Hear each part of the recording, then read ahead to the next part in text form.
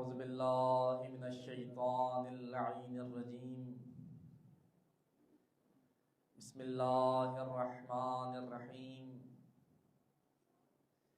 الحمد للہ رب العالمین الحمد للہ الذی جعلنا من المتمسکین بولایت امیر المؤمنین والصلاة والسلام على اشرف الانبیاء والمرسلین خاتم النبیین شفیع المذنبین رحمت للعالمین حبیبنا وحبیب قلوبنا طبیبنا وطبیب نفوسنا شفیعنا وشفیع ذنوبنا ابی القاسم محمد صلی علی محمد ثم الصلاة والسلام على اہل بیتہ الطیبین الطاہرین المعصومین المنتجبین المیامین الذین قال اللہ تبارک وتعالی فی شأنہم انما يريد الله ليذهب عنكم الرجس اهل البيت ويطهركم تطهيرا صل على محمد ورحمة الله على محبيهم وشيعتهم ومواليهم ولعنة الله على أعدائهم ومنكري فضائلهم وغاصبي حقوق حقهم من يوم عداوتهم إلى الآن ومن الآن إلى لقاء يوم الدين أما بعد فقد قال الله تبارك وتعالى في محكم كتابه المجيد وفرقانه الحميد وهو أصدق الصادقين وقوله الحق بسم الله الرحمن الرحيم تبارک الذی بیدہ الملک وهو علی کل شیء قدیر الذی خلق الموت والحیاة لیبلوکم ایکم احسن عملا بر محمد و آل محمد صلوات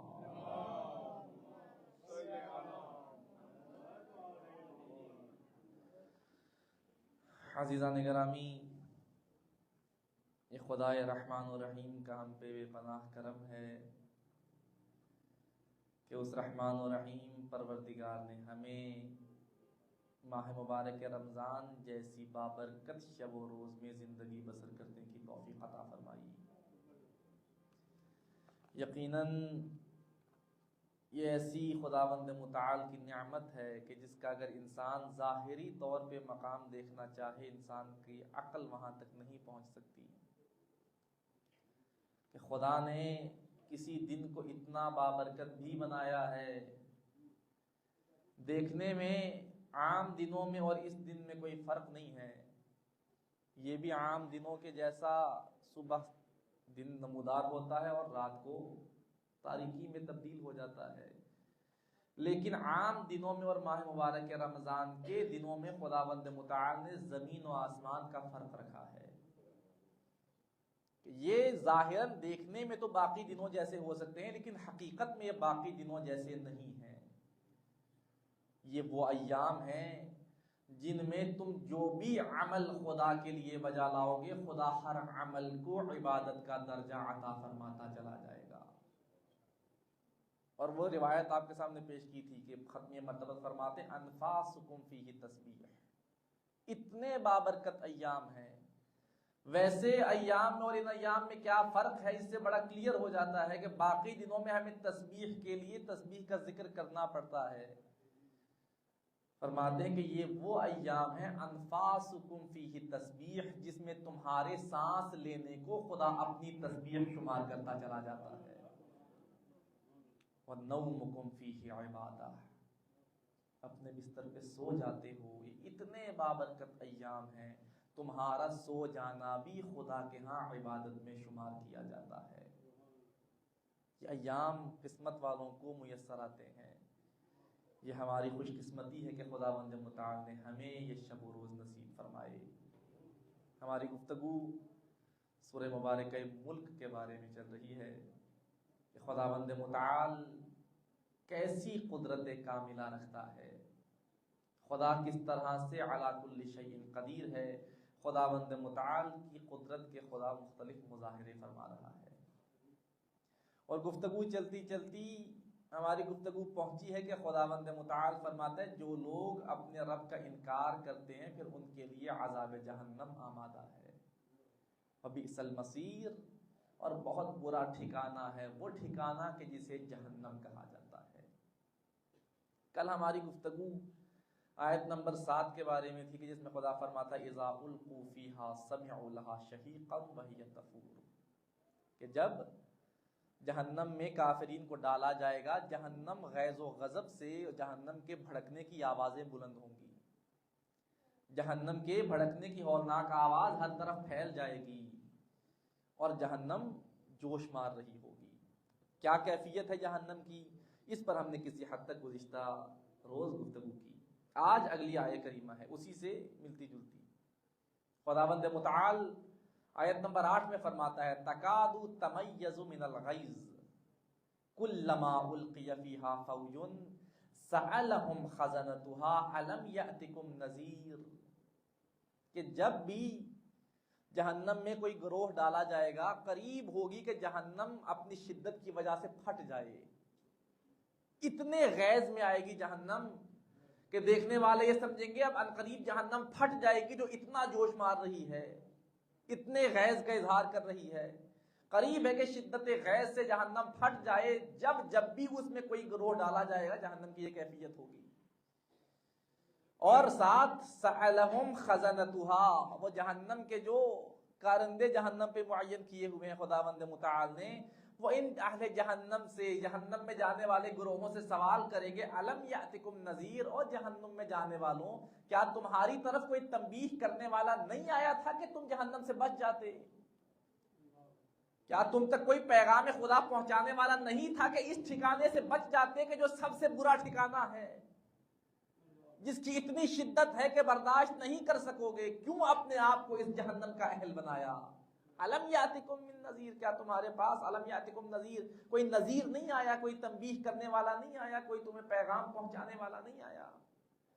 اگر آیا تھا تو پھر کیوں اس کی بات پہ عمل نہ کیا کہ تمہیں یہ اس ٹھکانے تک پہنچنا پڑا؟ خداوند متعال نے ہر زمانے میں تنبیہ کرنے کے لیے، پیغام پہنچانے کے لیے، ہدایت کے لیے انبیاء بھیجے ہیں۔ کوئی زمانہ ایسا نہیں کہ جہاں پر ہدایت کے لیے انبیاء موجود نہ ہوں۔ خدا نے پہلے ہدایت کا انتظام کیا ہے، اس کے بعد انسان کو بھیجا ہے کہ کوئی بھی بشر یہ نہ کہہ سکے بار الہ جب میں گیا کوئی ہادی نہیں تھا، اے بار الہ میں ایسے زمانے میں زندگی بسر کر رہا تھا، میں زندگی تو جی رہا تھا، مجھے کوئی بتانے والا نہیں تھا کہ زندگی کیسے جینی ہے۔ اے بار الہ میں ایسے دور کسی علاقے میں رہتا تھا جہاں کوئی نبی نہیں آیا۔ خدا نے زمین کا کوئی ٹکڑا ایسا نہیں رکھا جہاں خدا کی طرف سے نبی نہ آیا ہو یا خداوند متعال کا پیغام نہ پہنچا ہو۔ مختلف زمانے میں مختلف انبیاء بھیجے جاتے رہے، مختلف زمانے میں پیغام خدا پہنچانے کا سلسلہ جاری و ساری رہا، یہاں تک کہ یہ سلسلہ چلتا چلتا پہنچا ہے ختمی مرتبت حضرت محمد مصطفیٰ صلی اللہ علیہ وآلہ وسلم تک۔ ختمی مرتبت سے پہلے انبیاء، ہو سکتا ہے کوئی نبی کسی ایک علاقے کا نبی بنا کر بھیجا جائے، کوئی نبی کسی ایک مخصوص زمانے کے لیے نبی بنا کر بھیجا جائے، وہ زمانہ گزر گیا، اب اگلا نبی آئے گا۔ یہ پیغمبر گرامی قدر تک سلسلہ اس انداز میں چلتا رہا، یہاں تک کہ ختمی مرتبت آئے تو ختمی مرتبت کی نبوت کسی ایک علاقے تک نہیں ہے، ختمی مرتبت کی نبوت کسی ایک زمانے تک نہیں ہے، ختمی مرتبت کی نبوت کسی ایک گروہ پر نہیں ہے۔ خداوند متعال نے تمام عالمین کے لیے رہتی دنیا تک خاتم المرسلین کو نبی بنا کر بھیجا۔ اللہم صلی علی محمد۔ خداوند متعال سورہ بنی اسرائیل میں فرماتا وما کننا معذبین حتی نبعث رسولا، ہم کبھی بھی کسی کو عذاب نہیں دیتے جب تک ان تک ہمارا پیغام نہ پہنچ جائے۔ عذاب تب ہے پیغام خدا پہنچے اور پیغام خدا پہنچنے کے بعد وہ اس پیغام کا انکار کر دیں۔ خدا پہلے اپنی حجت تمام کرتا ہے، پہلے ہر طرح سے کوشش کی جاتی ہے کہ پیغام خدا پہنچے اور انسان ہدایت پا جائے۔ انسان خود اپنے آپ کو گمراہی میں رکھنا چاہے پھر اس کا کچھ نہیں کیا جا سکتا۔ خداوند متعال نے 1,24,000 انبیاء بھیجے کہ جو ہر وقت انسانوں کی ہدایت میں مصروف ہیں، جن کی کوشش یہ ہے کہ انسان کو عذاب جہنم سے آزاد کر کے جنت کے قریب کر دیا جائے، انہیں جنت کا اہل بنایا جائے۔ پھر ان 1,24,000 انبیاء میں سے بھی خدا نے 5 ایسے انبیاء قرار دیے جنہیں اولو العزم نبی کہا جاتا ہے۔ انہیں خداوند متعال نے اختیارات کے ساتھ بھیجا کہ جاؤ، جا کے میری بشر کو، میری خلقت کو آتش جہنم سے دور کرتے چلے جاؤ۔ اور یہ کوشش کرتے رہے، ہر زمانے میں جب بھی کوئی نبی کوشش کرتا اس نبی پر الزام لگائے جاتے، اس نبی پر تہمتیں لگائی جاتی۔ کبھی کسی نبی کو جادوگر کہا جاتا، کسی نبی کو شاعر کہا جاتا، کسی کو مجنون کہا جاتا، کہ یہ ہمیں اپنے اس آبائی دین سے کہ جو ہم بتوں کی پرستش کر رہے ہیں اس سے بلا رہے ہیں خدا کی طرف، جو خدا دکھائی نہیں دیتا، جو خدا قابل رؤیت نہیں ہے، کیسے اس کی طرف آ جائیں۔ لیکن انسان کو خدا نے فطرتاً ایسا بنایا ہے کہ کوئی بھی انسان وجود خدا کا اقرار کیے بغیر رہ نہیں سکتا۔ اب نام کوئی بھی دے دیا جائے، کوئی خدا کو خدا کہہ کر مانے پھر بھی خدا کا اقرار کرتا ہے، کوئی خدا کو خدا نہیں کہتا پھر بھی کہیں نہ کہیں زندگی میں کوئی ایسا موڑ آتا ہے خدا کا اقرار کیے بغیر وہ بھی نہیں رہ پاتا۔ ایک شخص آتا ہے امام جعفر صادق علیہ السلام کی بارگاہ میں اور امام سے سوال کرتا ہے، اپنا رسول اللہ خدا کے ہونے کی دلیل کیا ہے؟ میں خدا کو نہیں مانتا، کیسے پتہ لگے کوئی خدا ہے؟ مولا فرماتے ذرا بتاؤ، اگر کبھی اتفاق ایسا ہو کہ تم ایک کشتی میں بیٹھے ہو اور کشتی سمندر میں سفر کر رہی ہے، مسافتیں طے کرتے کرتے سمندر کے بیچ میں پہنچ جاؤ جہاں کوئی تمہاری مدد کرنے والا نہیں ہے، جہاں کسی کو پکار نہیں سکتے، جہاں کسی سے مدد نہیں لے سکتے، فقط تم کشتی میں بیٹھے ہو اور سمندر کا ہر طرف پانی ہی پانی ہے۔ فرض کرو کہ وہاں پر تمہاری کشتی ہچکولے کھانے شروع کر دے، سمندر میں طغیانی آئے اور تمہارے کشتی کی وہ روانی باقی نہ رہے، بتاؤ وہاں پر تمہارے دل میں کیا کوئی امید ہوتی ہے کہ نہیں کہ یہاں کوئی ہے جو مجھے بچا لے گا؟ بے اختیار کہتا ہے جی اپنا رسول اللہ، ایک امید دل میں ہوتی ہے کہ جہاں کوئی نہیں ہے دل میں پھر بھی ایک امید ہے کہ کوئی نہ کوئی یہاں سے مجھے اس سرداب سے بچا کر لے جائے گا۔ مولا فرماتے تمہارے دل میں موجود اسی امید کا نام خدا ہے، کہ جہاں کوئی تمہیں پتا ہے کوئی نہیں آ سکتا پھر بھی اتنی امید ہے کہ کوئی آ کر بچا لے گا۔ وہ جس سے تمہاری امید جڑ رہی ہے اس امید کا نام خدا ہے، کہ جہاں کوئی نہیں آ سکتا وہاں خدا آ کر تمہاری مدد کرتا ہے، وہاں خدا تمہیں بچاتا ہے۔ ایسی کوئی جگہ نہیں کہ جہاں خدا نہ پہنچ سکے۔ سورہ حدید خداوند متعال ارشاد فرماتا ہے لقد ارسلنا رسلنا بالبینات وانزلنا معهم الکتاب والمیزان لیقوم الناس بالقسط۔ ہم نے اپنے رسول بھیجے اور فقط رسولوں کو خالی ہاتھ نہیں بھیجا، انہیں بینات کے ساتھ بھیجا، انہیں اپنی واضح نشانیاں دلائل دے کر بھیجے۔ وَأَنزَلْنَا مَعَهُمُ الْكِتَابَ وَالْمِيزَانَ، اور ہم نے ان کے ساتھ کتاب اور میزان بھی نازل کی، کیوں؟ لِيَقُومَ النَّاسُ بِالْقِسْطِ، کہ لوگ عدل و انصاف کے ساتھ زندگی بسر کریں، لوگ ظلم کے ساتھ زندگی بسر نہ کریں، ایک دوسرے پر ظلم کرتے نہ رہیں، بلکہ لوگ زندگی بسر کریں ایک عادلانہ زندگی، جہاں پر عدل کا نظام رائج ہو، جہاں پر ہر طرف ظلم نہ پھیلا ہوا ہو۔ انبیاء کے آنے کا مقصد یہ ہے کہ انسان عدل کے ساتھ زندگی بسر کرے، اپنے ساتھ بھی عدل کرے اور دوسروں کے ساتھ بھی عدل کرے۔ اور اگر انسان اپنے ساتھ عدل کرنا شروع کر دے، یہ عدل کرنا ہی انسان کو آتش جہنم سے دور کر دیتا ہے۔ میں جو جہنم کے قریب جاتا ہوں، گناہ کرتا ہوں، یہ گناہ کرنا در حقیقت اپنے آپ سے ظلم کر رہا ہوں، اپنے آپ پر ظلم ڈھا کر اپنے آپ کو اس جگہ لے کر جا رہا ہوں جس جگہ کے لیے مجھے خلق نہیں کیا گیا۔ جس جگہ جانا میرا بنتا نہیں ہے، میں اپنے آپ پر ظلم کرتے ہوئے اپنے آپ کو آہستہ آہستہ اس منزل تک لے جاتا ہوں کہ جہاں جانا میرا مقدر نہیں ہونا چاہیے تھا، جہاں مجھے نہیں جانا چاہیے تھا۔ انبیاء اس لیے آئے کہ تم عدل کرو، انصاف کرو، اپنے ساتھ بھی اور دوسروں کے ساتھ بھی، کسی کا حق لے کر نہ جاؤ۔ عرض کر رہا تھا انسان کے اپنے بھی حقوق ہیں اپنے اوپر، ایسا نہیں کہ میرے اوپر صرف آپ کا حق ہے، آپ پر میرا حق ہے۔ انسان کے اپنے اعضائے بدن کے انسان پر حقوق ہیں، اور وہ امام سجاد علیہ السلام صلی علی محمد وعلی محمد، رسالۃ الحقوق کے نام سے مولا کا ایک رسالہ ہے کہ جس میں مولا نے حقوق بیان فرمائے ہیں کہ کس کا کس پر کیسا حق ہے۔ تمہاری زبان کا تم پر کیا حق ہے، تمہارے ہاتھوں کا تم پر کیا حق ہے، تمہارے پیروں کا تم پر کیا حق ہے، تمہارے اس وجود کا تم پر کیا حق ہے، تمہاری آنکھوں کا تم پر کیا حق ہے۔ ہر عضو کا خداوند متعال نے تم پر حق رکھا ہے۔ تمہیں خداوند متعال نے یہ دیکھنے کی آنکھیں عطا کی ہیں، ان کا کم سے کم حق یہ ہے کہ کم از کم خدا کی دی ہوئی آنکھوں سے خدا کی نافرمانی نہ کرو۔ خدا نے بولنے کے لیے زبان دی ہے، اس کا کم ترین حق یہ ہے کہ اس زبان کو معصیت خدا میں استعمال نہ کرو۔ خدا نے تمہیں ہاتھ دیے ہیں تو ان ہاتھوں کا حق یہ ہے کہ کم از کم ان ہاتھوں سے خدا کی معصیت نہ کرو۔ خدا نے چلنے کے لیے پاؤں دیے ہیں، ان کا تم پر حق یہ ہے کہ خدا کے دیے ہوئے پاؤں کے ذریعے چل کر خدا کی گناہ کے قریب نہ جاؤ۔ حقوق ہے، وہی مطالعہ کیجئے، ہر شخص کو پڑھنا چاہیے کہ رسالۃ الحقوق میں مولا کن کن حقوق کو بیان فرما رہے ہیں، کہ ہم نے کس طرح سے کس عضو کے حق کو ادا کرنا ہے، ہم نے کس طرح سے لوگوں کے حقوق کو ادا کرنا ہے۔ وہ انسان جب پڑھے گا، پتہ ہوگا حق ادا کرنے کا، پھر انسان حق ادا کرنے کی طرف جائے گا۔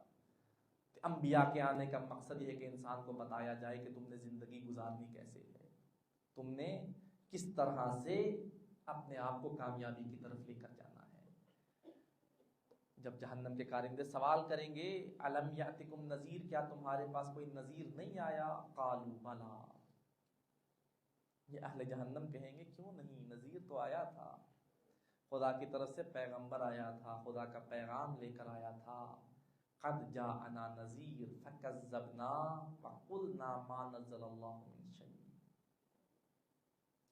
جب خدا کی طرف سے نذیر کو بھیجا گیا، تنبیہ کرنے والے کو بھیجا گیا، تو ہم نے اس کی تکذیب کی، ہم نے اسے جھٹلایا۔ وقلنا، اور جھٹلا کر کیا کہا، ما نزل اللہ من شیء، ہم نے کہا کہ اللہ نے کچھ بھی نازل نہیں کیا، یہ جو کچھ تم پیش کر رہے ہو یہ سارا تم اپنی طرف سے خدا سے منسوب کر کے بتا رہے ہو۔ خدا نے کوئی کتاب نازل نہیں کی، خدا نے کوئی معجزہ نازل نہیں کیا، یہ سب تمہاری اپنی اختراع ہے جسے تم خدا سے نسبت دے رہے ہو۔ ان انتم الا فی ضلال کبیر، تم تو بس ایک بڑی گمراہی میں مبتلا ہو۔ یہ وہ کہہ رہے ہیں کہ جنہیں گمراہی سے نکالنے کے لیے خدا نے انبیاء کو بھیجا، وہ گمراہ لوگ انبیاء سے کہہ رہے ہیں کہ تم گمراہیوں میں پڑے ہو، اور اس لیے ہمارا انجام یہ ہے۔ اب وہاں جا کر اقرار کر رہے ہیں کہ وہ نبی سچے تھے، وہاں جا کر بتا رہے ہیں کہ وہ نبی صحیح پیغام لے کر آئے تھے، لیکن ہم نے ان کے پیغام کو نہیں مانا، ہم نے وہاں پر ان کی تکذیب کی۔ کاش کہ ہم وہاں پر تصدیق کر لیتے، کاش کہ ہم ان کی باتوں پر عمل کر لیتے، کاش کہ ہم گناہ نہ کرتے۔ بروز قیامت یہ کاش رہ جائے گا، لیکن یہ کاش کسی کام نہیں آئے گا، حسرتیں ہی حسرتیں رہ جائیں گی۔ قیامت کا دن، جہاں قیامت یوم القیامہ نام ہے، وہیں اس دن کا ایک نام یہ بھی ہے کہ یوم الحسرہ، حسرتوں کا دن ہے، جس دن انسان حسرتوں پہ حسرتیں کیے جائے گا۔ اور قرآن کریم نے ان حسرتوں کو متعدد مقامات پہ ذکر بھی کیا کہ انسان مرنے کے بعد کیسی کیسی حسرتیں کرتا ہے۔ کہیں انسان یہ کہتا دکھائی دیتا، یا لیتنی کنت ترابا،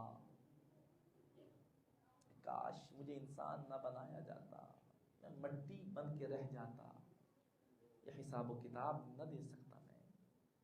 حسرتیں انسان کی رہ جائیں گی، لیکن اور کوئی کام وہاں پر نہیں کیا جا سکے گا۔ آیت اللہ بہائی فرماتے کہ جب میدان محشر میں کسی بھی انسان کو پیش کیا جائے گا اس انسان کے ساتھ 3 طرح کے صندوق پیش کیے جائیں گے. خدا کی بارگاہ میں حاضر ہے. 3 صندوق ہر انسان کے ساتھ وہاں پر آ رہے ہیں. پہلا صندوق کھولا جائے گا, اس میں سے بہترین قسم کی خوشبوئیں آ رہی ہوں گی, بہترین مہک اس میں سے آ رہی ہوگی.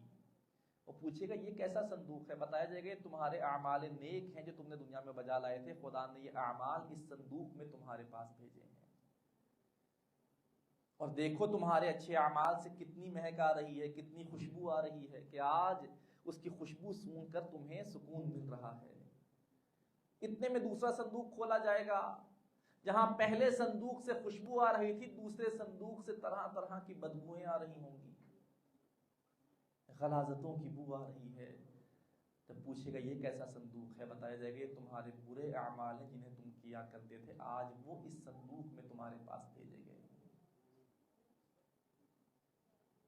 ایک صندوق وہ کہ جس سے خوشبو آ رہی ہے, ایک صندوق وہ کہ جس سے بدبو آ رہی ہے.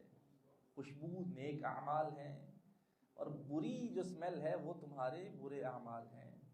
فرماتے جب تیسرا صندوق کھولا جائے گا اس میں سے نہ کوئی اچھی خوشبو آ رہی ہے نہ بری بو آ رہی ہے, خالی صندوق ہے.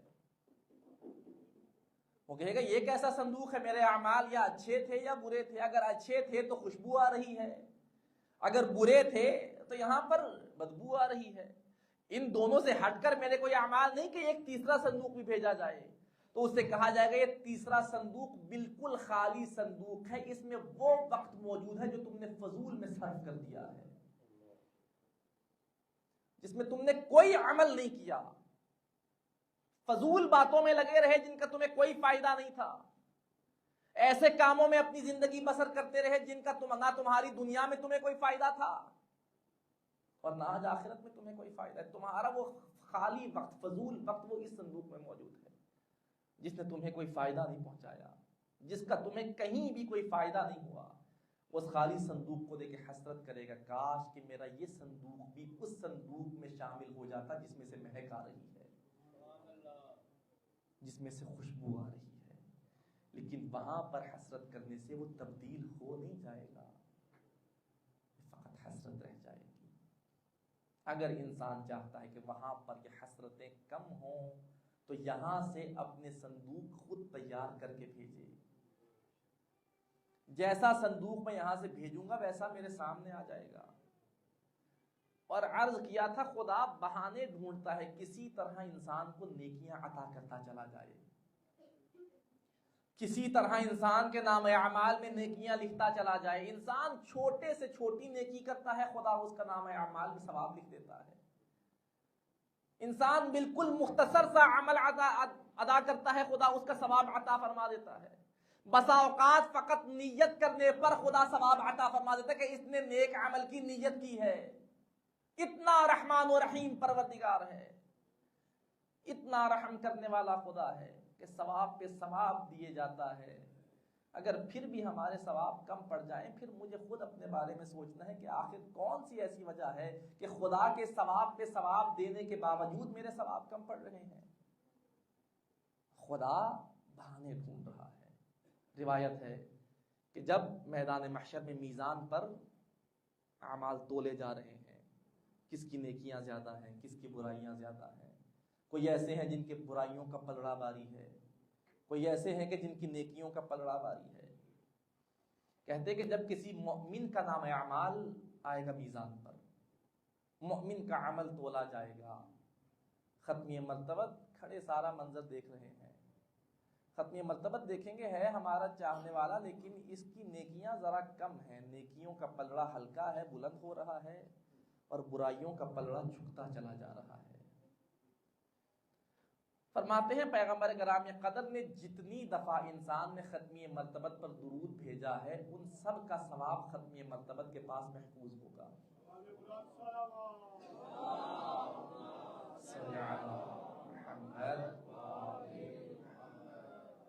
پیغمبر کے پاس محفوظ ہوگا جب ختمی مرتبہ دیکھیں گے ہمارے چاہنے والے کا کسی وجہ سے نامہ اعمال ایسا ہے کہ اس کی برائیوں کا پلڑا جھک رہا ہے، ختمی مرتبہ اپنے اوپر بھیجی جانے والی صلواتوں میں سے ایک صلوات کا ثواب نامہ اعمال کی نیکیوں کے پلڑے میں رکھیں گے، وہ ایک صلوات اتنی وزنی ہوگی نیکیوں کا پلڑا جھکنا شروع ہو جائے گا، برائیوں کا پلڑا ہوا میں بلند ہونا شروع ہو جائے گا۔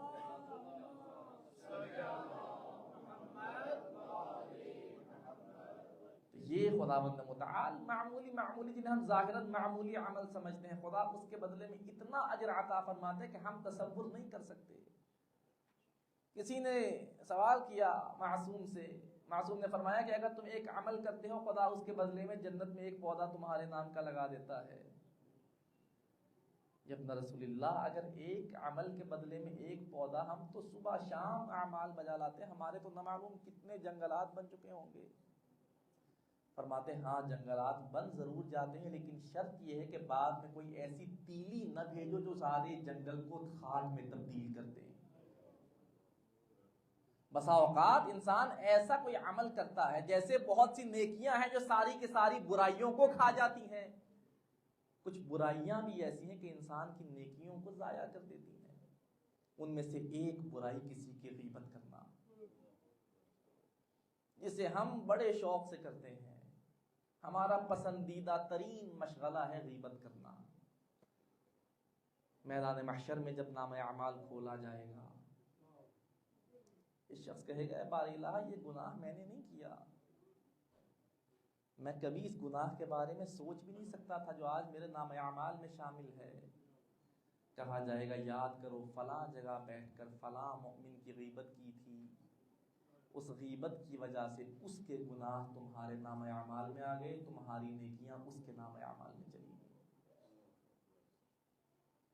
نیکیاں کرتا ہے لیکن غیبت کر کے اپنی نیکیاں کسی کو دے دیتا ہے۔ اور اسی طرح جب وہ شخص نیکیاں دیکھے گا کہے گا بار الہ یہ نیکیاں میں نے نہیں کی، میں نے ٹھیک ہے اپنی زندگی بسر کی ہے، لیکن یہ وہ نیکیاں ہیں جن کے بارے میں میں نہیں تصور کیا تھا کبھی کہ میں یہ نیکیاں بھی کروں گا۔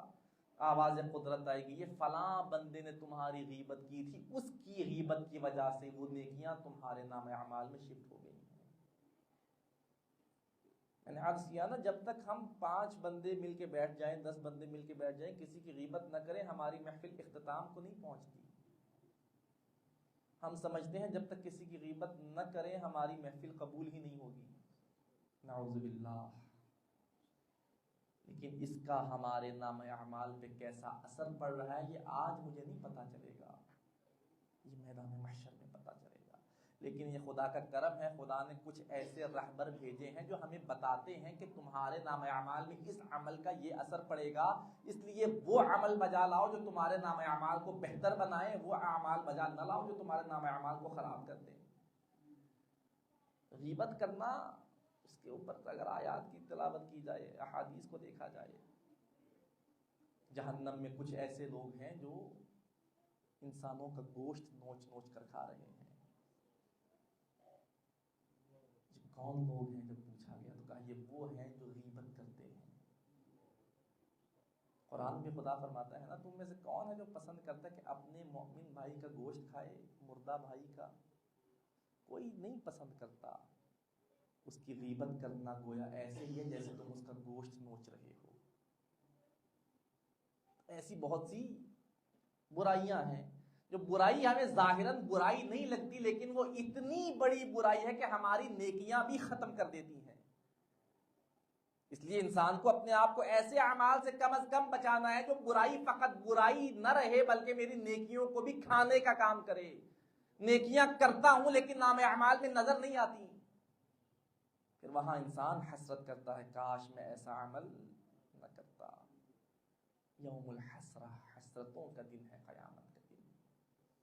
انسان اس زندگی میں اگر سوچ سمجھ کر زندگی بسر کرے، خدا ہر اٹھتے قدم کو بھی عبادت میں تبدیل کر دیتا ہے۔ اور اگر غور و فکر نہ ہو، پھر انسان جو مرضی کرتا رہے، اپنی مرضی ہے، وہاں پر عبادت کا پہلو نہیں ہے۔ اور روایت آپ کے سامنے پیش کی تھی مولا امام حسن عسکری علیہ السلام۔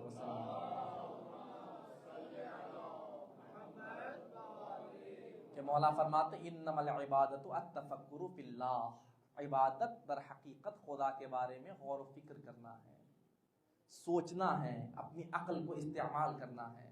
اگر انسان چاہتا ہے میرا سونا عبادت بن جائے، یہ نیت کر کے سوئے کہ اے بار الہ سو رہا ہوں اس لیے کہ جب صبح تازہ دم ہو کر اٹھوں، یہ تازہ دم ہونا تیری عبادت میں میری مددگار ثابت ہو جائے، یہ سونا عبادت ہے۔ صبح بچے اسکول جاتے ہیں، یونیورسٹی جاتے ہیں، یہ نیت کر کے جائے گا اے بار الہ تعلیم حاصل کرنے جا رہا ہوں اس لیے کہ تعلیم حاصل کر کے تیرے بندوں کی خدمت کر سکوں۔ کہ تعلیم حاصل کرنا عبادت ہے۔ رزق حلال کمانے جائے، نیت کر کے جائے کہ اے بار الہ رزق حلال کمانے جا رہا ہوں تاکہ اپنے بچوں کے شکم میں لقمہ حلال جا سکے۔ رزق کمانے جانا عبادت ہے۔ ہر قدم خدا عبادت میں تبدیل کر کے عبادت کا ثواب عطا کرتا جاتا ہے، لیکن انسان ہر قدم اٹھائے فقط قربتاً الی اللہ، کہ میرا ہر قدم مجھے خدا کے قریب کرے، میرا کوئی بھی قدم مجھے خدا سے دور کرنے کے لیے نہ ہو۔ سورہ یونس آیت نمبر 54، خداوند متعال ارشاد فرماتا ہے وَأَسَرُّ النَّدَامَةَ لَمَّا رَأَوُا الْعَذَابَ، کہ جب یہ عذاب جہنم دیکھیں گے، اپنے اوپر نازل ہونے والا عذاب دیکھیں گے، اتنی ندامت میں ڈوبے ہوئے ہوں گے کہ اپنی ندامت کا اظہار بھی نہیں کر پائیں گے۔ اتنی پشیمانی ہوگی وہاں پر، اپنی پشیمانی کو ظاہر بھی نہیں کر پائیں گے۔ کیسے ظاہر کریں؟ کیسے خدا سے شکایت کریں کہ خدا جس نے تمام حجتیں پوری کر دیں، اس کے بعد بھی یہ عذاب اگر مجھ پر آ رہا ہے تو انسان وہاں پر کیسے پشیمانی کا اظہار کرے، کیسے ندامت کا اظہار کرے؟ ندامت تو تب کرتا جب میرے پاس کوئی بہانہ ہوتا۔ انسان ندامت تو تب کرے جب کوئی ایسا پہلو نکلتا جو میری فیور میں جاتا۔ میرے پاس تو کوئی ایسا پہلو نہیں جو میری فیور میں جائے۔ میری فیور کون کرے گا جو میرے اپنے اعضاء و جوارح میرے خلاف ہو جائیں گے۔ سورہ یاسین میں آپ پڑھتے ہیں کہ انسان کے اعضاء کلام کریں گے، میرے ہاتھ ابھی میرے ہاتھ ہیں لیکن وہاں یہ میرے ہاتھ نہیں ہیں، میری زبان یہاں میری زبان ہے، وہاں یہ مرضی یہ خدا سے بولے گی، میرے قدم یہاں میرے قدم ہیں، وہاں پر یہ وہ بولیں گے جو ان سے کیا جاتا رہا ہے۔ دنیا میں میں جھوٹ بول سکتا ہوں، وہاں جھوٹ نہیں بولا جا سکتا۔ یہاں پر نعرے لگائے جا سکتے ہیں میرا جسم ہے تو میرے جسم پہ میری مرضی ہے۔ اگر میرے جسم پہ اتنی میری مرضی ہے تو وہاں انسان اپنی مرضی چلا کر دکھائے کہ جہاں میری زبان میرے خلاف گواہی دے رہی ہوگی، جہاں میری اپنی آنکھیں گواہی دے رہی ہوں گی اے بار الہ اس نے ان آنکھوں سے فلاں فلاں فلاں نامحرم کو دیکھا، فلاں فلاں غلط چیزوں کو دیکھا، وہاں پر میرے اعضاء میرے نہیں رہیں گے، یہ سب خدا کی طرف سے میرے خلاف گواہی دے رہے ہوں گے۔ قد خسر الذين كذبوا بلقاء الله حتى اذا جاءتهم الساعة بغتة قالوا يا حسرتنا على ما فرطنا فيها۔ سورہ انعام میں خدا ارشاد فرماتا ہے کہ جن لوگوں نے لقاء اللہ کا انکار کیا، خدا سے ملنا، خدا کی بارگاہ میں جانا، ایسا کوئی سین نہیں ہے، یہ خسارے میں ہے، اس طرح سے کہ جب انکار کرتے کرتے اچانک قیامت بپا ہو جائے گی، اچانک وہ وقت آ جائے گا، تب یہ کہیں گے ہائے افسوس، کاش ہم ایسا نہ کرتے جیسا ہم نے کیا ہے، یا حسرتنا، حسرت رہ جائے گی۔ پھر ارشاد ہوگا وَهُمْ يَحْمِلُونَ أَوْزَارَهُمْ عَلَى ظُهُورِهِمْ، یہ حسرت اس انداز میں کریں گے اپنی پشت پر اپنا وہ بوجھ اٹھائے ہوئے ہوں گے کہ جو بوجھ اکٹھا کرتے رہے ہیں خدا کا انکار کرتے ہوئے، أَلَا سَاءَ مَا يَزِرُونَ، یہ کتنا برا بوجھ ہے جو انہوں نے اپنے کندھے پہ اٹھایا ہوا ہے۔ کہیں گناہ کا بوجھ ہے، کہیں جھوٹ کا بوجھ ہے، کہیں جھوٹے وعدے کا بوجھ ہے، کہیں خدا کے انکار کرنے کا بوجھ ہے، ہر طرح کا بوجھ اکٹھا کرتے رہے اس امید پر کہ قیامت نہیں آنی، اس امید پر کہ کوئی ایسا دن نہیں آنا۔ پھر اچانک سے وہ دن آ گیا، وہ دن تو آ گیا لیکن ان کا بوجھ اتنا اکٹھا ہو چکا تھا کہ اب اسے اٹھائے بغیر کوئی چارہ نہیں ہے۔ وہ بوجھ اٹھا کر اپنی حسرت کا اظہار کریں گے لیکن کوئی فائدہ انہیں نہیں ہوگا، وہ بوجھ اٹھانا ہی پڑے گا۔ سورہ زمر آیت نمبر 56 خداوند متعال ارشاد فرماتا ہے، خداوند متعال کے حضور جب اہل جہنم کو حاضر کیا جائے گا، یہ بھی اپنی حسرت کا اظہار کریں گے، یا حسرت علی ما فرطت فی جنب اللہ، افسوس ہے اس کوتاہی پر جو ہم نے خدا کے حق میں کی ہے، ہم نے خدا کا حق ادا نہیں کیا۔ وَإِن كُنتُ لَمِنَ السَّاخِرِينَ، اور دنیا میں ہم مذاق اڑانے والوں میں شامل رہے، دنیا میں ہم ہر کسی کا مذاق اڑایا کرتے تھے۔ آج بھی آپ کو بہت سے ایسے لوگ ملیں گے جن کا کام ہی مذاق اڑانا ہے، ہر کام میں کوئی نہ کوئی مذاق کا پہلو نکالنا ہے۔ کوئی نماز پڑھنے جا رہا ہے تو اس کا مذاق، یہ بڑا نمازی ہے جی، اس کو دیکھ لو، آپ کو ملیں گے ایسے لوگ۔ خود پڑھے نہ پڑھے نمازی کا مذاق ضرور اڑانا ہے، روزہ دار کا مذاق، پردہ کرنے والوں کا مذاق۔ یہ پردہ کرنے کا کون سا طریقہ ہے؟ اپنے آپ کو بڑا پردہ دار سمجھتی ہے، اپنے آپ کو بڑا چادروں میں چھپا کر پھرتی ہے۔ ہر طرح سے مذاق کرنے والے دکھائی دیں گے، کہیں مومنین کے ایمان کا مذاق اڑایا جائے گا، کہیں ان کے پردے کا مذاق اڑایا جائے گا، کہیں ان کی کسی نیک عمل کا مذاق اڑایا جائے گا، اور وہاں پر افسوس کریں گے کاش ہم وہاں مذاق کرنے والوں میں نہ ہوتے، آج ہمارا یہ حشر نہ ہوتا، کاش ہم وہاں پر ایسی زندگی بسر نہ کرتے، خود بھی کچھ کر لیتے، آج ہم کامیاب لوگوں میں شامل ہوتے۔ وہاں پر ہمارا دوسروں کا مذاق اڑاتے رہنا آج ہمیں یہاں تک لے آیا ہے، اور یہاں پر یہ مذاق اڑا کے بڑے خوش ہوتے ہیں کہ ہم صحیح ہیں اور یہ غلط ہیں، لیکن وہاں پر تبدیل ہو جائے گا سارے کا سارا سینیریو۔ خدا فرماتا ہے وَقَالُوا مَا لَنَا لَا نَرَى رِجَالًا كُنَّا نَعُدُّهُم مِّنَ الْأَشْرَارِ، سورہ صاد آیت نمبر 62-64 تک۔ خدا فرماتا ہے یہ جب اہل جہنم میں جائیں گے، یہ دیکھیں گے کہ جنہیں دنیا میں ہم برا سمجھتے تھے وہ جہنم میں دکھائی نہیں دے رہے، جنہیں ہم سمجھتے تھے وہ بڑا برا ہے، وہ بڑا خراب بندہ ہے، لیکن وہ جہنم میں دکھائی نہیں دے رہے۔ یہ کہیں گے کہاں ہیں وہ بندے کہ وہاں تو ہم انہیں برا سمجھتے تھے، یہاں پر وہ ہمیں دکھائی نہیں دے رہے۔ اتخذناہم سخریا ام زاغت عنہم الابصار، آخر ان کے ساتھ کیا ماجرا ہوا ہے؟ ان میں سے کوئی یہاں دکھائی کیوں نہیں دے رہا؟ کوئی مذاق ہوا ہے یا ہماری آنکھوں کے سامنے نہیں آ رہی، کسی اور جگہ پر موجود ہے؟ آواز قدرت آتی ان ذالک لحق تخاصم اہل النار، اہل النار کا بس مقدر یہی کہ وہاں جھگڑتے رہیں گے، وہاں پر ایک دوسرے پر ملبہ ڈالا جاتا رہے گا کہ تمہاری وجہ سے یہاں پہنچے، فلاں کہے گا تمہاری وجہ سے یہاں پہنچے۔ ان کا مقدر جھگڑنا ہے، ان کا مقدر جہنم میں عذاب، ایک تو جسمانی عذاب ہے اور ایک ایموشنلی بھی وہاں پر عذاب ہے۔ جسمانی طور پر تو آگ انہیں جلا رہی ہے، اندر ہی اندر سے انہیں یہ بھی عذاب مل رہا ہے کہ جنہیں ہم برا سمجھتے تھے وہ جنت میں چلے گئے، اور اپنے آپ کو جو ہم بہت صحیح سمجھتے تھے ہمارا ٹھکانہ جہنم کو قرار دیا گیا۔ یہ ان کے اندر بھی ایک عذاب ہے جو انہیں اندر ہی اندر کھائے جا رہا ہے۔ یہ تمام خصوصیات انسان اپنے اندر اپنا کر سب کو غلط سمجھتا ہے، فقط اپنے آپ کو صحیح سمجھتا ہے۔ خدا کسی ایسے کو معاف نہیں فرماتا، خدا اسے معاف کرتا ہے گناہ کرے، گناہ انجام ہو جائے، لیکن گناہ کرنے کے بعد اپنے آپ کو صحیح نہ سمجھے، اپنے آپ کو غلط سمجھ کر خدا کی بارگاہ میں سجدہ ریز ہو جائے، غلطی کا اقرار کر کے خدا سے معافی کا طلبگار بن جائے۔ خداوند متعال ارشاد فرماتا ہے قل یا عبادی الذین اسرفوا علی انفسہم لا تقنطوا من رحمت اللہ،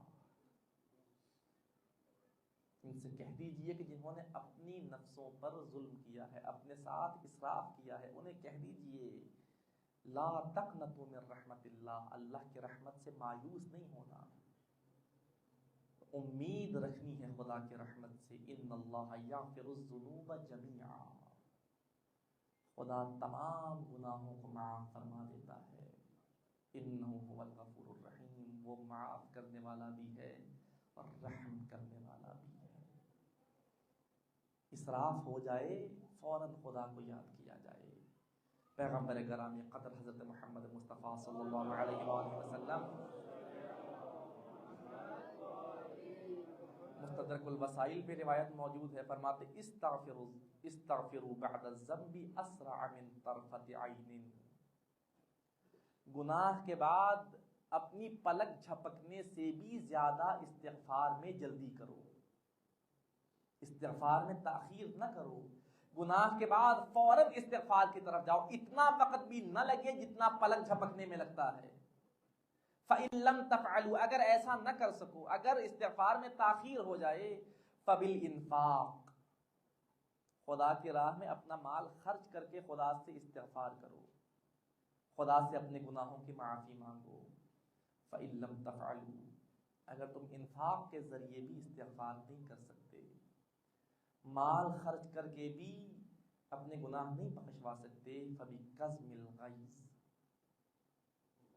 اپنے غصے کو قابو پا کر خدا سے استغفار طلب کرو، خدا سے طلب مغفرت کرو، اس لیے کہ اپنے غصے کو پی جانا بھی خدا کو بڑا پسند ہے۔ اور معصومین کی سیرت میں ملتا ہے اپنے غلاموں کو آزاد کر دیا کرتے، اپنے غلاموں کی غلطیوں کو معاف کرنے کے بعد ایک جملہ کہا کرتے کہ جب ہم اس خدا سے معافی کی امید رکھتے ہیں پھر لوگوں پر کیوں رحم نہ کریں، لوگوں کے ساتھ کیوں ایسے پیش نہ آئیں، اگر ایسا نہ کر سکو فَبِكَظْمِ الْغَيْظِ، پھر اپنے غصے کو پی کر خدا سے طلب مغفرت کرو۔ فَإِن لَمْ تَفْعَلُوا، اگر غصہ بھی پی کر طلب مغفرت نہیں کر سکے، فَبِالْعَفْوِ عَنِ النَّاسِ، پھر لوگوں کی کوتاہیوں کو معاف کر کر کے خدا سے اپنے گناہوں کی معافی مانگو۔ دیکھیں خدا کیسے کیسے موقع دے رہا ہے، خدا نے ایسا نہیں فرمایا کہ اگر پلک جھپکنے سے پہلے استغفار نہ کر سکے پھر کوئی توبہ نہیں ہے، طریقہ بتایا کہ اگر نہیں کر سکے پھر اپنا مال خرچ کر کے توبہ کرو، اگر یہ نہیں کر سکے پھر بھی توبہ کا دروازہ بند نہیں ہے، پھر اگلے سٹیپ پر آؤ، اپنا غصہ پی جاؤ، اس میں کوئی خرچہ بھی نہیں کرنا، اپنا غصہ پی کر اپنے گناہ بخشوا لو، اگر ایسا بھی نہیں کر سکتے فَبِالْعَفْوِ عَنِ النَّاسِ، لوگوں کو معاف کر کے اپنے گناہ بخشواؤ۔ فَإِن لَمْ تَفْعَلُوا فَبِالْإِحْسَانِ عَلَيْهِمْ، اگر لوگوں کے گناہ، لوگوں کی غلطیاں بخش کر بھی تم خدا سے طلب مغفرت نہیں کر سکتے، پھر لوگوں کے ساتھ نیکی کر کے خدا سے طلب مغفرت کرو، احسان کر کے خدا سے طلب مغفرت کرو۔ فَإِن لَمْ تَفْعَلُوا، اگر ایسا بھی نہیں کر سکے، فَبِتَرْكِ الْإِصْرَارِ، پھر کم از کم اتنا کرو کہ اس گناہ کو دوبارہ اصرار نہ کرو، دوبارہ تکرار نہ کر کے خدا سے مغفرت طلب کرو۔ فَإِن لَمْ تَفْعَلُوا، اگر ایسا بھی نہیں کر سکتے، کچھ نہیں کر سکتے، کم از کم فَبِالرِّجَاءِ، خدا سے اپنی امید رکھ کے خدا سے مغفرت مانگو۔ پھر ختمی مرتبہ فرماتے لا تقنطوا من رحمت اللہ، کسی بھی حال میں خدا کے رحمت سے مایوس نہیں ہونا، کسی بھی حال میں نا امید نہیں ہونا، جب تک تمہاری امید باقی ہے خدا تمہارے تمام گناہ معاف فرماتا ہے۔ مولا کائنات کنز العمال میں فرماتے ہیں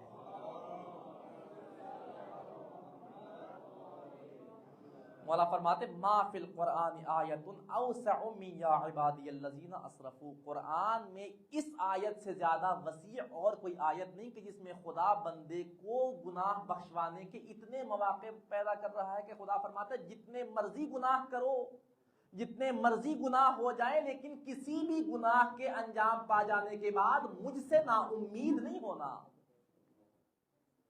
مجھ سے اپنی امید کو نہیں توڑنا کہ خدا رحمت نہیں کرے گا، گناہ ہو جائے لیکن گناہ کے بعد خدا کو یاد کر کے دیکھو، گناہ نہ کرنے کا خدا سے وعدہ کر کے دیکھو، خدا گناہ کو معاف کر دیتا ہے۔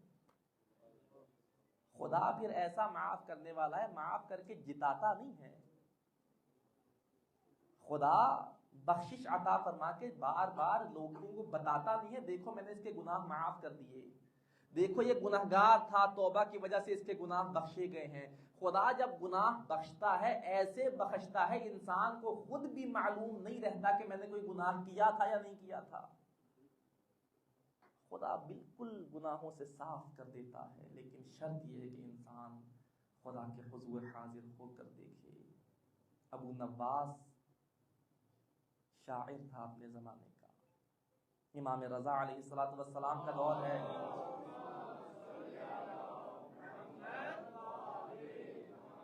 امام کے دور میں اس نے زندگی بسر کی ہے۔ امام کے پاس بھی آنا جانا لگا رہتا اور ساتھ ہی مامون کے دربار میں بھی آتا جاتا رہتا۔ پہلے گنہگار تھا، لیکن اس نے اپنے مرنے سے پہلے توبہ کی۔ مرنے سے چند سال پہلے امام کے پاس آتا ہے، توبہ کر کے امام کا چاہنے والا بن جاتا ہے۔ اس کا ایک دوست تھا جس کے ساتھ اس کا اٹھنا بیٹھنا بہت زیادہ تھا، اس کے ساتھ بہت زیادہ وقت صرف کرتا تھا۔ یہ کہتا ہے جب ابو نواس دنیا سے چلا گیا، میرے اندر یہ جستجو پیدا ہوئی کہ میں ذرا دیکھوں کہ وہ کیسی زندگی بسر کر رہا ہے، عالم برزخ میں کن حالات میں اس وقت موجود ہے۔ کہتا ہے میں خدا سے دعا کرتا رہا کہ بار الہ مجھے دکھا کہ وہ ابو نواس جس نے ایک عرصہ دراز گناہگاری کی زندگی بسر کی۔ سوال کیا ہے ابو نواس، تیری ظاہری زندگی تو گناہوں سے بھری ہوئی تھی، ہمارا اٹھنا بیٹھنا ساتھ تھا، وہ ابھی تک کسی نے دیکھے نہیں ہے۔ میں نے وہیں پر وہ اشعار لکھے اپنے بستر کے نیچے رکھ دیے۔ وہ اشعار لکھنے تھے، میں نے اپنے عقیدے کا اظہار کیا اشعار کے ذریعے سے۔ خدا کو وہ عقیدہ اتنا پسند آیا کہ خدا نے میرے تمام گناہ معاف فرما دیے۔ کہتے ہیں اگر دیکھنا چاہتا ہے کہ وہ کیسے اشعار تھے کہ جس کی وجہ سے خدا نے میرے تمام گناہ معاف کر دیے، جا کر میرے بستر کے نیچے دیکھنا، وہ اشعار ابھی بھی وہاں پڑے ہیں، لیکن ابھی تک کسی کی نگاہ نہیں پڑی اس پر۔ یہ رات کو جاگتا ہے نیند سے اور اب ساری رات انتظار کر رہا ہے کب صبح ہوگی، کب میں جا کر اس کے گھر وہ اشعار دیکھوں گا۔ جیسے ہی صبح نمودار ہوتی ہے، جا کے ابو نواس کے گھر پہ دستک دیتا ہے، اس کی بیوی دروازہ کھولتی ہے، اسے دیکھ کے حیران ہو کر سوال کرتی ہے کیا ماجرا ہے؟ وہ کہتا ہے مجھے اس جگہ لے جاؤ جہاں ابو نواس کا بستر ہے۔ کہتی کیا کرنا ہے؟ کہتا مجھے لے کر چلو، باقی ماجرا وہاں جا کر بتاؤں گا۔ وہ لے کر جاتی ہے، یہ ابو نواس کا بستر اٹھا کر نیچے سے ایک وہ رقعہ نکالتا ہے جس پر وہ اشعار موجود تھے، اشعار پڑھ کر رونا شروع کر دیتا ہے۔ کیا اشعار لکھے تھے؟ کہتے اس نے 2 جملے لکھے ہوئے تھے، من انا عند اللہ حتی اذا اذنبت لا یغفر لی ذنبی، العفو یرجا من بنی آدم فکیف لا ارجوہ من ربی۔ یہ 2 اشعار تھے جس نے اسے خدا کی رحمتوں کا اہل بنا دیا۔ کیا لکھا تھا؟ کہتا ہے من انا عند اللہ، کہتا ہے خدا کی بارگاہ میں میری کیا حیثیت ہے کہ حتی اذا اذنبت لا یغفر لی ذنبی، کہ میں گناہ کروں اور خدا میرے گناہ معاف نہ کر سکتا ہو، خدا میرے گناہ معاف نہ کرے۔ العفو یرجا من بنی آدم، یہ کہتا معاف کرنا تو وہ صفت ہے جو ہم اولاد آدم سے جس کی امید رکھتے ہیں۔ ہم کسی سے کوئی جسارت کر جائیں، کسی کی کوئی حق تلفی کر جائیں، ہمیں امید ہوتی ہے اگرچہ بندہ ہے لیکن معاف کر دے گا۔ وہ کہتا ہے العفو یرجا من بنی آدم، معاف کرنا تو وہ صفت ہے جس کی ہم بنی آدم سے امید رکھتے ہیں۔ فکیف لا ارجوہ من ربی، پھر کیسے ہو سکتا ہے جس کام کی ہم امید لوگوں سے رکھیں میں خدا سے اس کی امید نہ رکھوں؟ اگر لوگوں سے معاف کرنے کی امید رکھی جا سکتی ہے تو پھر خدا تو ارحم الراحمین خدا ہے، وہ خدا زیادہ اہل ہے کہ خدا سے معافی کی امید رکھی جائے۔ امید رکھتا ہے تو خدا معاف کرتا ہے۔ انسان کو یہ یقین ہونا کہ خدا میرے گناہ معاف فرماتا ہے تو خدا فرما دیتا ہے۔ اگر انسان نا امید ہو جائے، امید کا دامن ہی چھوڑ دے، پھر انسان کے لیے مشکلات ہیں۔ امام جعفر صادق علیہ السلام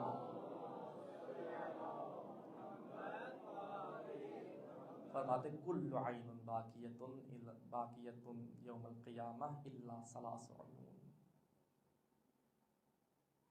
ہر آنکھ قیامت کے دن رو رہی ہوگی۔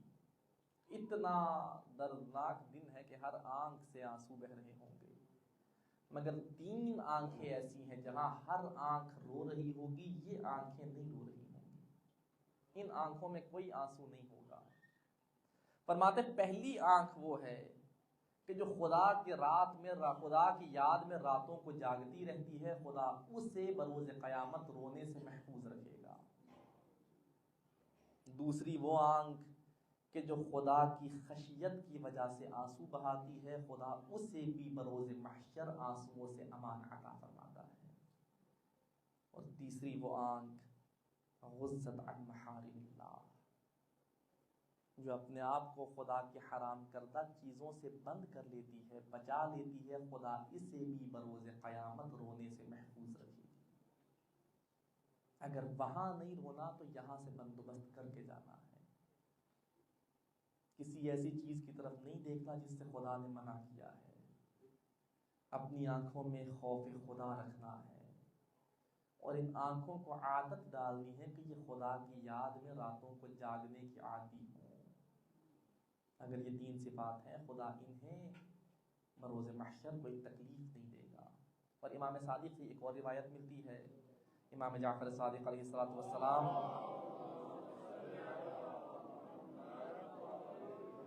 مولا فرماتے خدا آتش جہنم سے ہر اس آنکھ کو محفوظ رکھے گا کہ جس بھی آنکھ کے سامنے ہمارا ذکر کیا جائے اور ہماری مصیبت میں اس آنکھ سے آنسو بہنا شروع ہو جائے،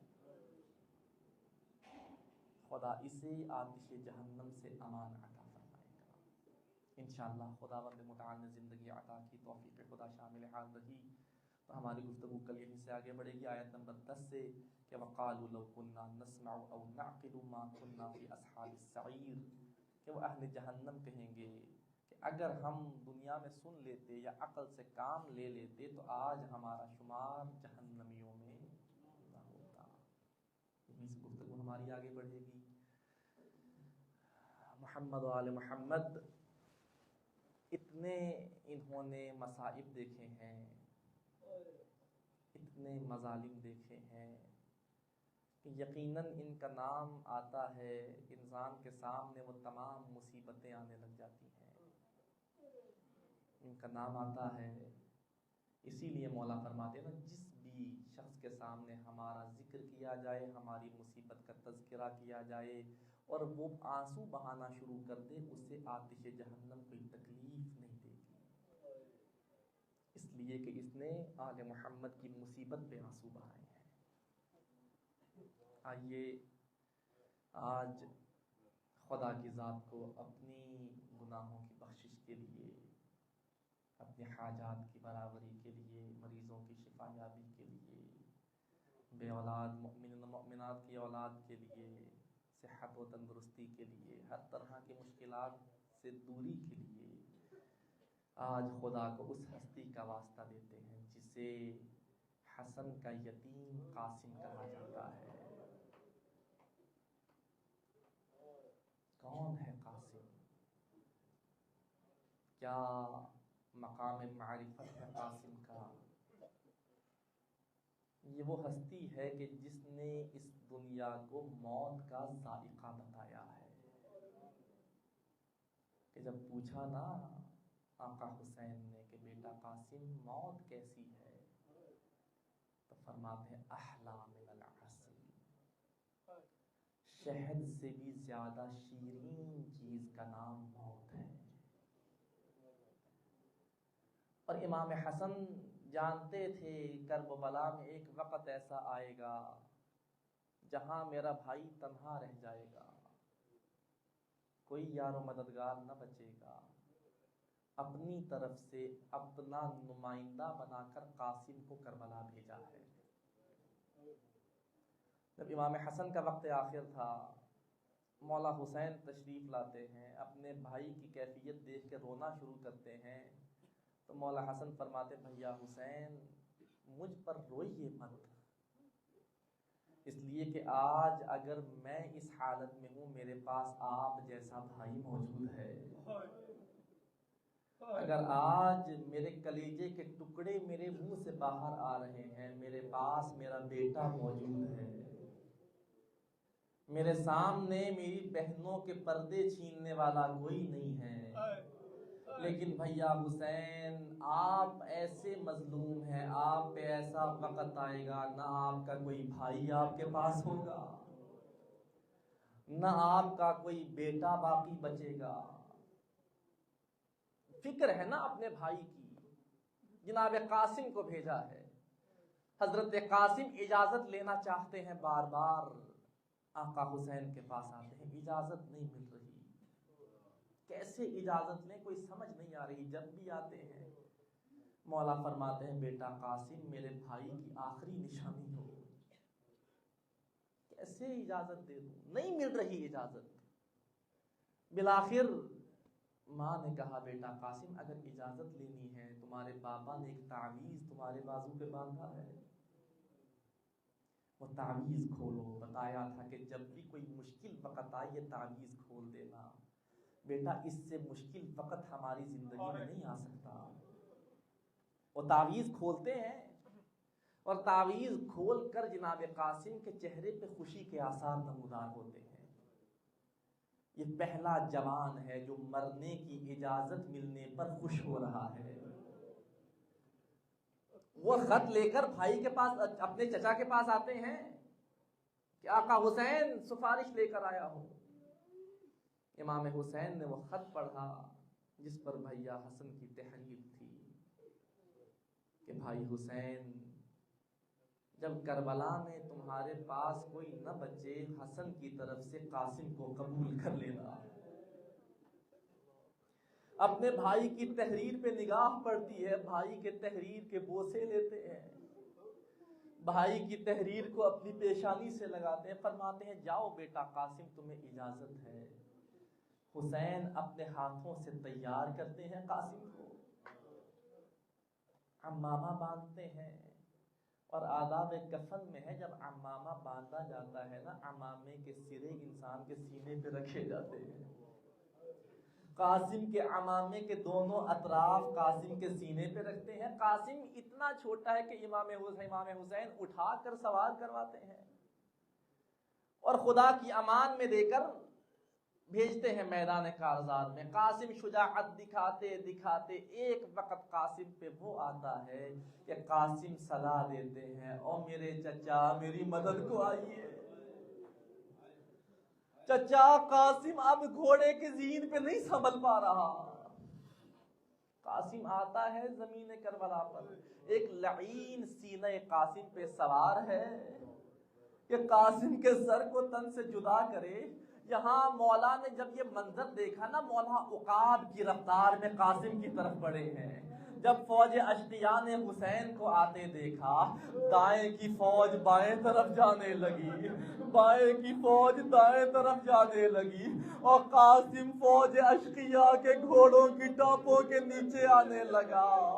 عزادارو لاش قاسم پامال ہونے لگی، اور کربلا میں دو ہی تو لاشیں پامال ہوئے ہیں، ایک لاش حسین ابن علی ہے اور ایک لاش قاسم ہے۔ یہ دو لاشیں جنہیں پامال کیا گیا ہے، لیکن دونوں کی پامالی میں فرق ہے۔ جب حسین کا لاشا پامال کیا گیا اور امام حسین شہید ہو چکے تھے، اور جب قاسم کا لاشا پامال ہو رہا تھا ابھی قاسم کے بدن میں جان باقی تھی۔ مولا حسین قاسم کے سرہانے پہنچے، اب قاسم کو اپنے سینے سے لگایا، اٹھانا چاہتے ہیں قاسم کو۔ عزاداروں مقتل میں ملتا ہے وہ قاسم کہ جسے سوار کرواتے ہوئے حسین نے اٹھا کے سوار کروایا تھا۔ اب جب واپس خیام کی طرف لے کر آ رہے ہیں، حسین نے قاسم کو اپنے سینے سے لگایا، لیکن قاسم کا بدن اتنا لمبا ہو چکا ہے کہ قاسم کے دونوں پیر خاک کربلا پہ لکیریں کھینچ رہے ہیں۔ حسین خیام کے قریب آتے ہیں، ایک طرف علی اکبر کا لاشا رکھا، ایک طرف قاسم کا لاشا رکھا، اور درمیان میں بیٹھ کر دعا فرماتے ہیں اللہم تقبل منا ھذا القربان، او اللہ حسین کی قربانیوں کو قبول۔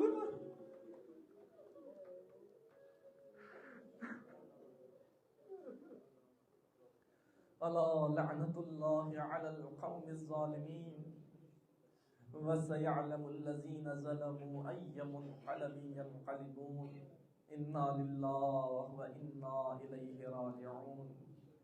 بار الہ بحق محمد و آل محمد ہمارے اس قلیل سے ذکر کو اپنی بارگاہ میں مقبول و منظور فرما۔ بار الہ بحق محمد و آل محمد اس ذکر کو، ان آنسوؤں کو ہمارے لیے وسیلہ نجات قرار فرما۔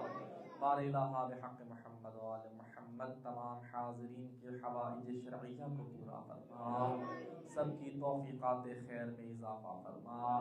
بار الہ بحق محمد و آل محمد جو مؤمنین و مؤمنات بیمار ہیں، گھروں میں ہیں، ہاسپٹلز میں ہیں، کسی طرح کے بھی مرض میں مبتلا ہیں، التماس کی ہے بار الہ بحق محمد و آل محمد تمام بیماروں کو، بالخصوص ہمارے علماء کرام، ہمارا مہدی کاظمی صاحب علیل رہتے ہیں، والد صاحب بیمار رہتے ہیں، بحق بیمار کربلا تمام بیماروں کو شفائے کامل و عاجل عطا فرما، ان کی تمام تکالیف کو دور فرما۔